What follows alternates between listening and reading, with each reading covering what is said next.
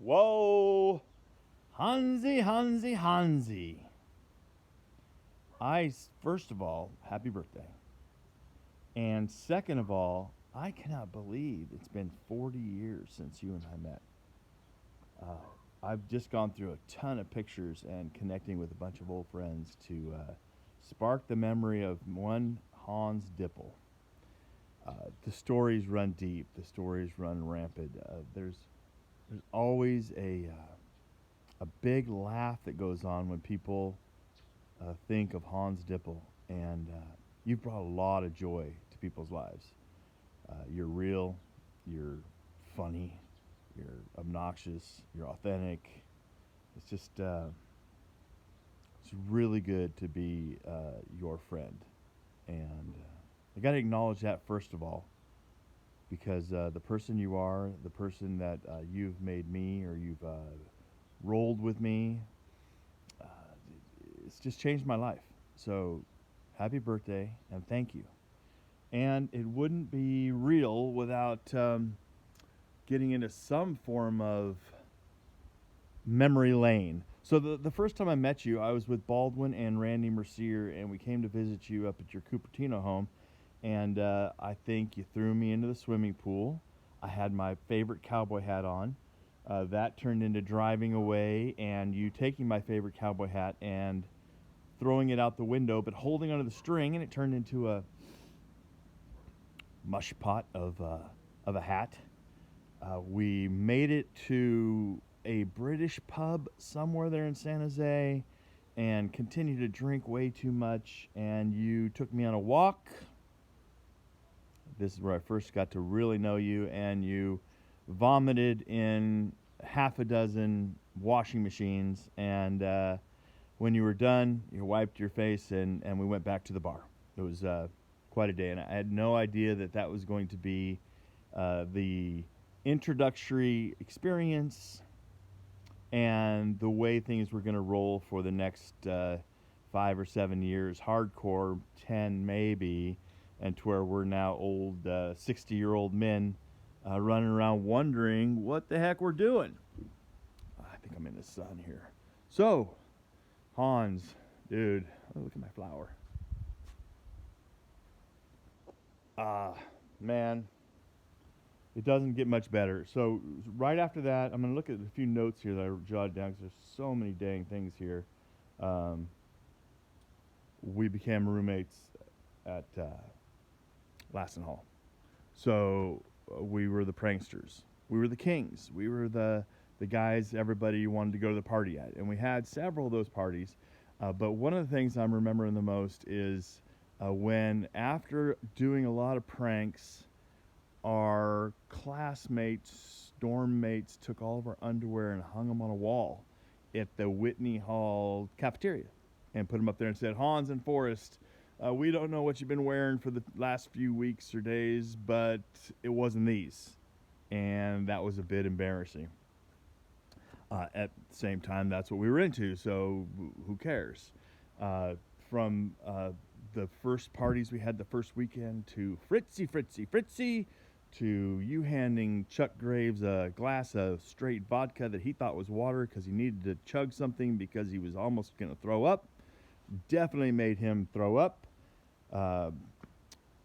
Then I can remember something else of the dorms to where it was Pioneer Days, and you and Daryl and I dressed up in muumuus and went out and wrestled pigs and cows and tried to milk them.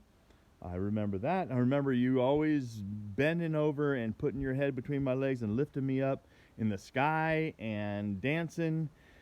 I remember you getting kicked out of the dorms from Suzanne for doing a variety of things, which opened up a whole new set of adventures. I remember you taking a long bike ride home from a party where you were getting hot and heavy with one of the girls, Darla, I think her name was, and you rode your bike so quickly that I'm not even gonna explain what happened, but you know, and I know. So, what about oh,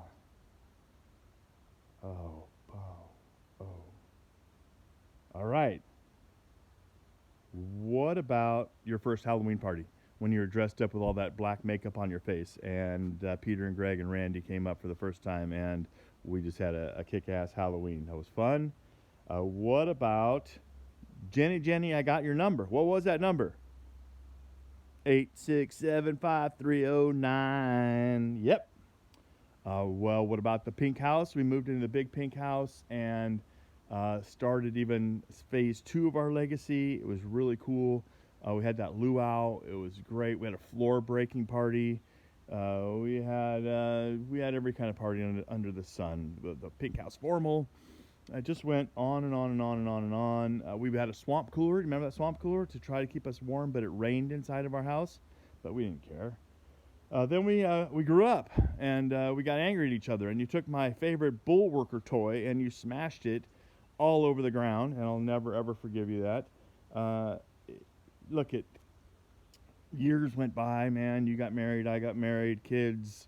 Now you're a grandpa, which does mean you're old, although look at the gray whiskers on my face. I think I'm a little bit old, too. Man, it went on and on and on. One of the later years is when you came and visited me up in Idaho, and I took you river rafting, and I didn't exactly know how to raft, and went down too big of a rapid.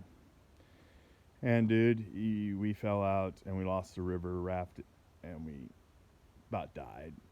Well, we were scared. And I think that I probably made you never want to river raft again. Sorry about that. It's a great thing. So, it goes on and on, man. On and on and on and on and on. And now you're 60.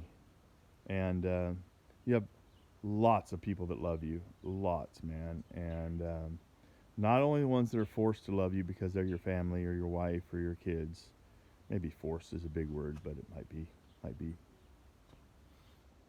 Who knows? But a lot of people love you, man. And there's no doubt you're one of a kind. No doubt you care. No doubt you are in our hearts. No doubt that by this presentation, you see a lot of people really get into who you are. I'm not going to say let's have another 60, because that would be sick. But let's live these last decades as big as we have the other ones. I love you, man. There's nothing else I can really say about that. I really do. I think you're a beautiful person.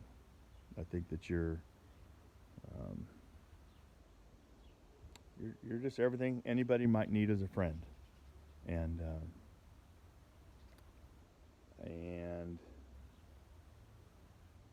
keep being important. Keep loving yourself. Happy birthday.